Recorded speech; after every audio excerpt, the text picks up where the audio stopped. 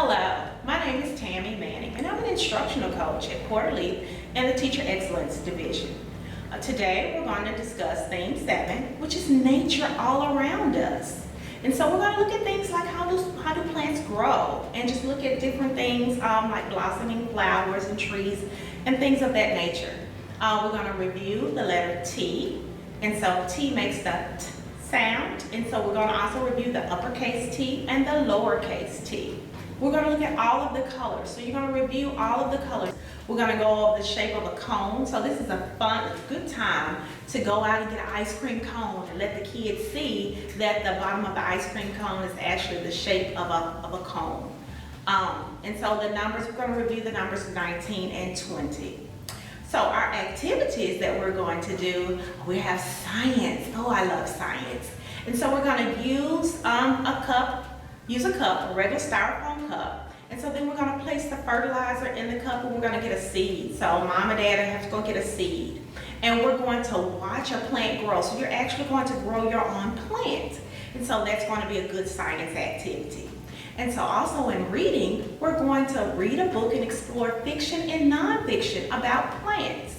So I did want to use, counting in the garden. Counting in the garden is just about counting. It's just, we're going through numbers. That's fact. Numbers are fact. 1 is going to always be 1, 2 is going to always be 2. And so we can tell kids that your numbers when you're counting, that's a factual thing. But when they get to books such as The 3 Little Pigs, you can ask them, now what's the difference between you counting and the 3 Little Pigs? Let's think about it. So with the 3 Little Pigs, we have pigs talking. Do pigs talk? Can pigs have a conversation? Can you talk with a pig? And then they'll say, no, that's not true. And we can explain to them that that's fantasy, that's not real. And so then you start to open the kid's mind and let them understand that from concrete to basic counting is real, that's a factual, to animals talking, which is fiction.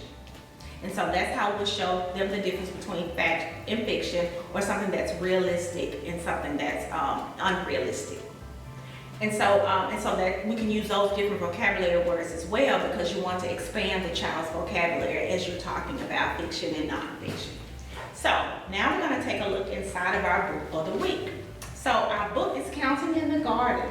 And so we can tell the kids counting, that means that we're going to do what? That we're going to actually be working with what? We're going to work with not letters, but what? Numbers. And so then we can go inside of the book and you can show them and to tell them that they can count different things. They can count the petals on a flower. They can count the sticks in the yard. They can use counters and count blocks. They can even count their letters. It's a good way for them to know how many letters are in the alphabet. You have them to count each letter. You can also go through the book. And in the book, it tells something like 3 dogs. And so it shows them pictures. And while we're going through the book, you can ask them questions about what they see, the different flowers they see, how do they think that the flowers are growing, how many colors they see. So you can, what do they think is going to happen in the book? You can also ask them about different components, like what is the front of the book? And the front of the book is called the cover. And then you have the what? The back of the book. And then you have this nice little thing that holds the book together. It provides the book with structure. And this that provides the book with structure is called the book spine. And you can also relate it back to us. We have a structure, and our backs are our spine, and that's how we keep our posture and we align just like a book. And so with doing that, we don't want to mess up the book's posture. We want to keep the book in line, so we don't want to misuse our books. So that's a good way too that you can help children understand that books are important, and we have to protect them and keep them safe, just like we have to protect our bodies and keep our bodies safe.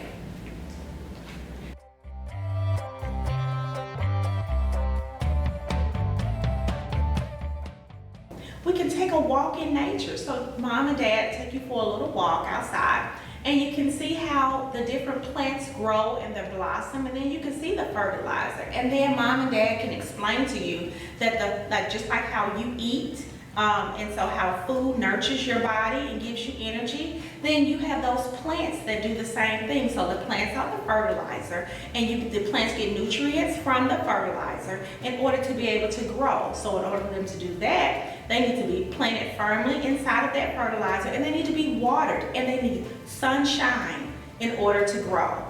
And so mom can look up some good little YouTube videos as well on the phone or on a tablet to show that cycle of plant growth.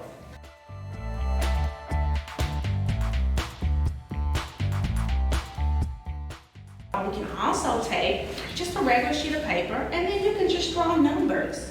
And you can have the children to trace the numbers and also say the numbers with you, like 1, 2, 3, 4, and so on. So you give them a good idea of number sense, and then you can also add a ratio to it. And so 1-to-1 ratio, and then for 2, so that they can get an idea of what the letter 1 represents, what the letter 2 represents, 3, 4, and so on. So that's a good activity to do with the children as well.